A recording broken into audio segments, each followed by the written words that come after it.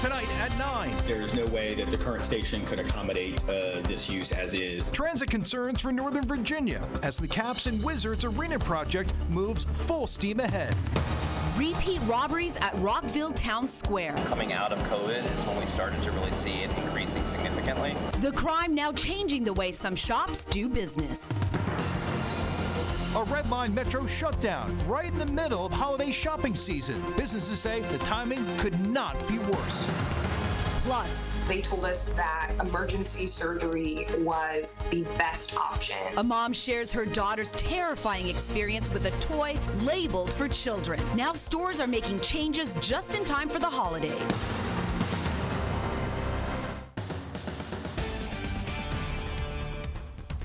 Hi, everybody. Thanks for joining us for DC News Now at 9 o'clock. I'm Chris Flanagan. And I'm Susan Tran in for Thasmin Mahfouz. Breaking news right now, Rockville City Police. They are looking for the driver of this SUV that hit 3 people. It happened this afternoon and then sped off. We have been told one person has been released from the hospital. The other 2 remain in serious condition right now. Our Daniel Hamburg has more from Rockville.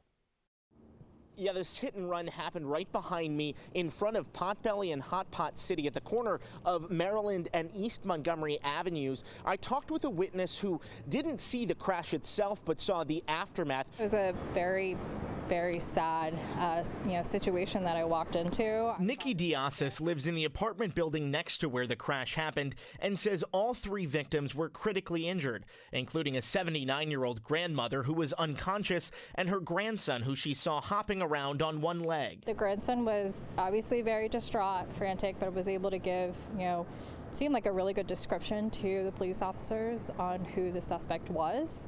And then he was taken to the hospital. She says the 3rd victim was on the opposite side of the street on the sidewalk in front of Hot Pot City. It looked like he was conscious, although they took a while to really stabilize him. Rockville police are now looking for 44-year-old Walter Giovanni Marquez Aviles of Gaithersburg, being charged with 3 counts of attempted murder and 3 counts of first-degree assault. If you have any information as to his whereabouts, call 911 or Rockville City Police at 240-314-8938. Police say there is no threat to the community. Diasis has this message for others. I think really warning people to just stay vigilant, stay aware of your surroundings, and be just generally safe. I think it could happen anywhere at any time. In Rockville, Daniel Hamburg, DC News Now. There has been plenty of excitement and skepticism, of course, surrounding the Wizards and Capitals' potential move to Alexandria. There are also some major questions without answers. Yeah, so one of them is, how is the city preparing to accommodate the roads and rails? I mean, after all, thousands of people will be coming to town for a game or a concert. Northern Virginia reporter Max Marcilla joins us live from the development site, which is the Potomac Yard neighborhood. Yeah, and Max, Alexandria's mayor talked about it, and there's still a lot of unknowns at this hour. And Chris, Susan, those unknowns are leading to some uneasiness for people. Tonight, we're taking a look at what is proposed and what some of the issues people are anticipating could be.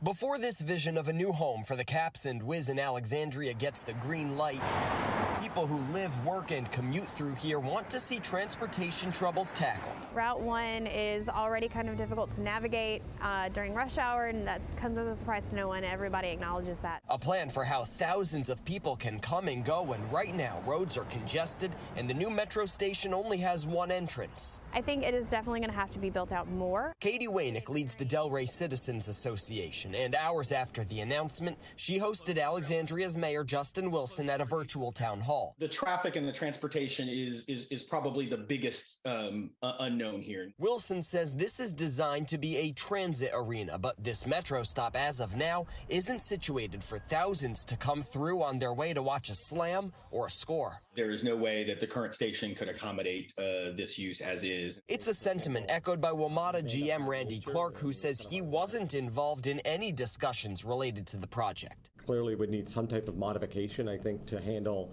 an event of that nature. A potential commute frustrating for many DC and Maryland diehards. It's really not convenient for me to move to Alexandria for a game. I don't want to take 20 stops on a metro.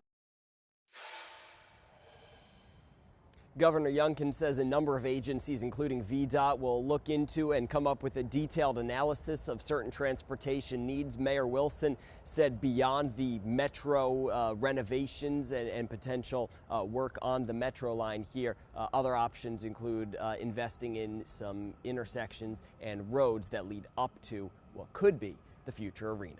Reporting live in Potomac Yard, Max Marcella, DC News Now. All right, Mac, thanks. Meanwhile, over in D.C., businesses near Capital One Arena say if the teams do move to Virginia, it may force them to leave. Clyde's is a staple in the Chinatown neighborhood, especially for fans before and after games. The restaurant telling D.C. News Now they'd be arm in arm with the Wizards and the Caps for the last 18 years. If they were to leave, it is unlikely that restaurant would stay.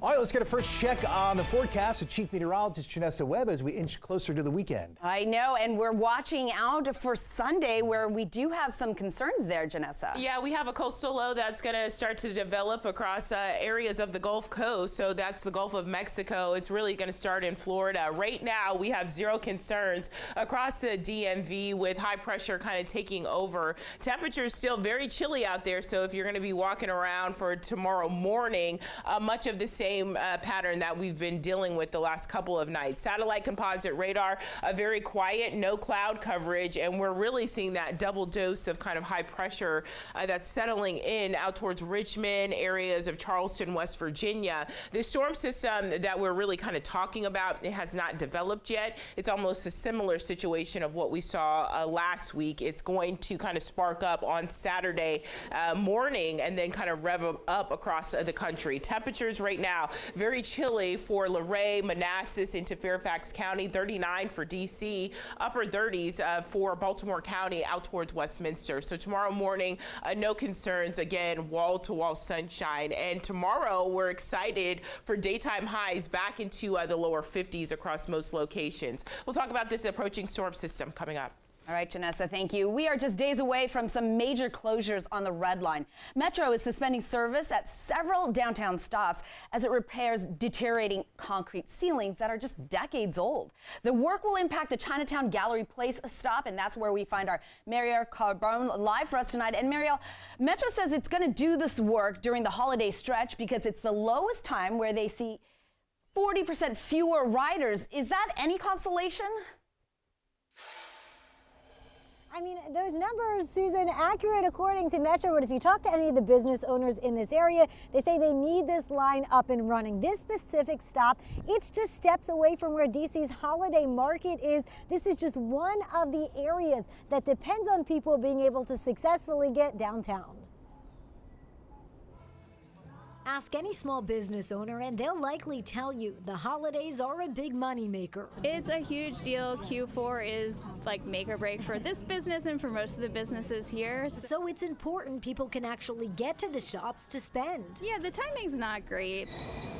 Starting Monday, Metro will suspend Red Line service between DuPont Circle and Gallery Place through December 30th, as the transit agency makes some critical safety repairs. But the timing, it coincides with DC's annual holiday market, with the market set up right outside Gallery Place. Definitely, it's something that we've been thinking about as, you know, potentially the biggest week that we have here. Avner Ofer, who sells his photographs at the market, worries it'll impact business. We definitely count on this market as part of the yearly revenues. And last month, the downtown bid sent this letter to Amada, asking it to postpone the work. This is the holiday season, a time when many of our retailers and restaurants, they make up the bulk of their sales. Ebony Walton is with the bid and says while Metro isn't budging on the timing, it is working to educate people on alternative ways to get downtown. People coming downtown and shopping and eating, these are things that people can choose to do. We want to make it easier for them to choose these kinds of things to do. I mean, this is the best market in the whole area. It's definitely worth even a little bit of a hassle. All right, so those other ways to get down to this area here at Gallery Place, the yellow and the green lines, those will still be running. And just a few blocks over at Metro Center, you have orange, blue, and silver all still running. Chris and Susan, Metro will also be operating some shuttle buses along the red line. That'll be between DuPont Circle and here at Gallery Place. Reporting live downtown tonight, I'm Mariel Carbone, DC News Now. All right, good details there, Marielle. Let's stay on the topic of the Metro because service could be reduced dramatically by next spring if the transit agency cannot fill this $750 million budget gap. We're hearing from the Metro's general manager coming up at 9:30. And new tonight in Montgomery County, businesses in Rockville Town Square, they are fed up. They say there are a lot more thefts in and around their stores. Our Michaela Newton shows us what some of those businesses are now doing to combat crime. If you come to Rockville Town Square, you'll notice an increase in signs outside of businesses warning thieves and shoplifters to beware. Business owners say they've noticed an increase in theft, causing them to take action. Dawson's Market is just one of the places to shop around Rockville Town Square. Outside of its doors reads a sign banning people from bringing in book bags or duffel bags. In October, a man was caught trying to steal food from the grocery store. When he was stopped by an employee and asked to leave the store without any stolen items, he approached the employee with a knife. While no one was hurt, Bart Yablowski, the owner of Dawson's Market, says it has to stop. We just, realized that a lot of people were coming in with bags and using those bags to conceal items, either putting a bag in the shopping cart with them and then as they're walking around the store filling up the bag, or just grabbing something, kind of going around a corner real quick or going into the bathroom and putting it into their backpack.